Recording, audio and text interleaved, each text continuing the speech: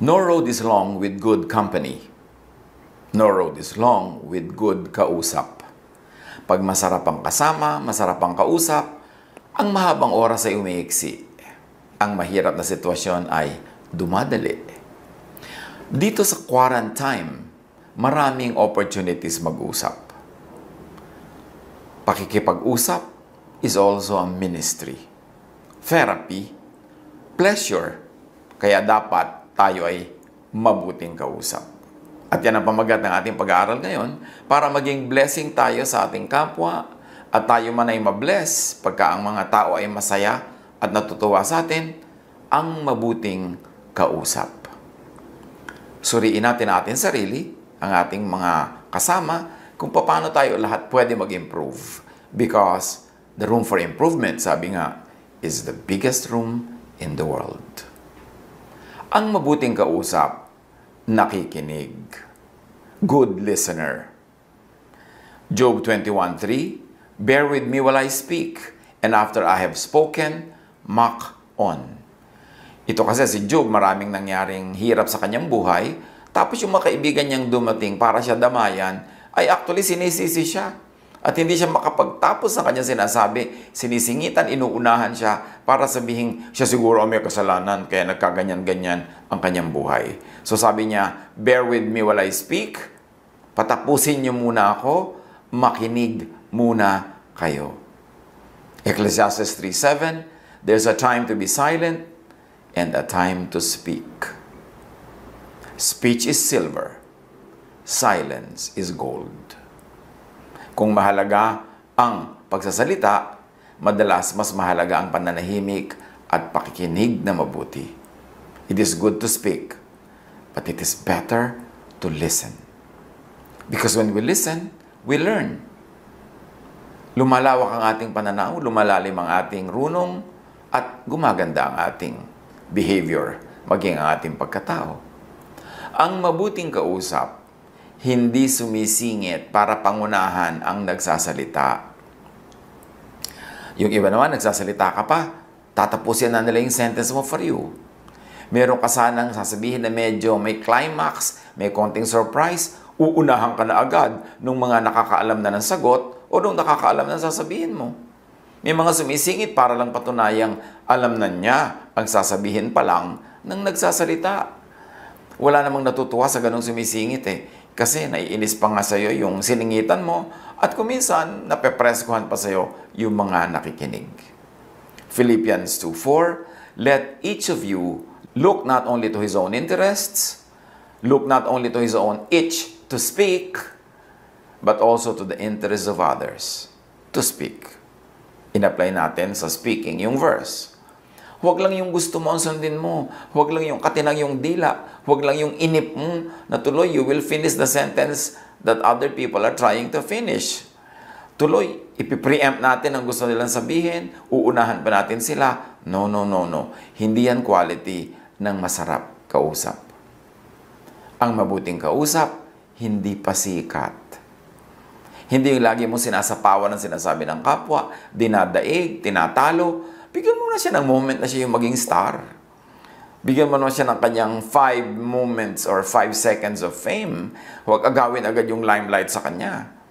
Proverbs 14:3, a fool's mouth lashes out with pride. Ang hangal daw ay mayabang, mapagmataas, mapagmalaki, at sino naman ang matutuwa sa ganong tao? Kaya isang kahangalan nga yung ganyan eh. Pero kung talagang matalino ang isang tao, malalaman niyang hindi siya dapat ganon. Kasi walang matutuwa sa kanya. At saka, unkind to others. To steal the limelight from them kung sila yung may performance. Sila yung nagsasalita, aagawan natin sila ng audience, aagawan natin sila ng magagandang lines. Psalm 17:10, they close up their callous hearts, and their mouths speak with arrogance. Ganyan din yung mga ungodly. Matitigas ang puso, mabibilis, magsasalita ang kanilang mga matatalim na dila.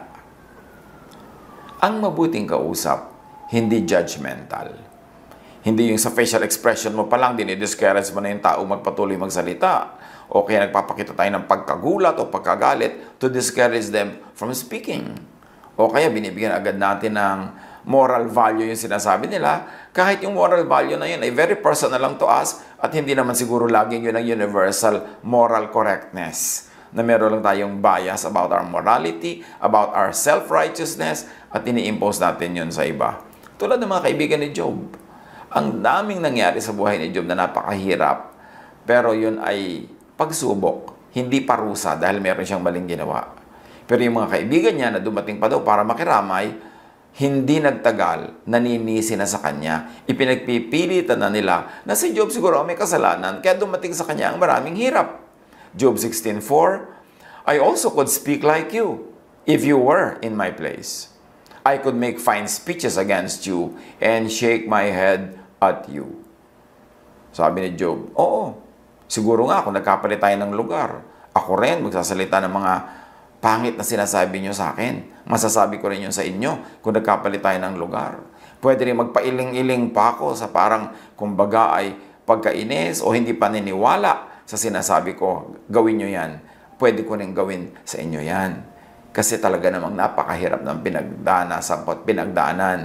Pero sana, huwag nyo nang dagdagan pa. Hayaan nyo na lang kung magsalita. Hayaan nyo kung makapaglabas ng aking dinidibdib, ng aking hinaing, ng aking sama ng loob, ng aking lungkot. Huwag nyo na akong daigin pa sa pagsasalita. Pwede ba ako na lang magsalita? Total ako naman itong nahihirapan. Ako yung merong dapat ihinga. Matthew 7:1, do not judge, or you too will be judged. Pag may kausap tayo, huwag tayo agad bumubuo sa loob ng isip natin ng judgment tungkol sa kanya. Huwag tayong hindi pa siya tapos magsalita ay meron tayong nabuong hatol against that person who is speaking. Maging maluwag ang hininga ng kapwa sa pagsasalita, bigyan natin ng space. At bigyan natin siya ng, at the very least, benefit of the doubt. Huwag tayong agad-agad manghusga, agad-agad pigilin siya sa kanyang pagsasalita, agad-agad na daigin siya at tayo ang magsasalita. Ang mabuting kausap, hindi domineering. Hindi naguutos o nagpipilit ng point of view niya. Pag kami nagtatanong, bibigyan natin ng sagot, pero sagot lang natin yun, hindi niya kailangang sundin yung sinabi natin. Binigyan lang natin siya ng isang choice among many choices available sa kanya. James 3:17, but the wisdom that comes from heaven is first of all pure. Then, peace-loving, considerate, submissive, full of mercy and good fruit, impartial and sincere. Ganon daw ang tunay na karunungan na nagmumula sa Diyos.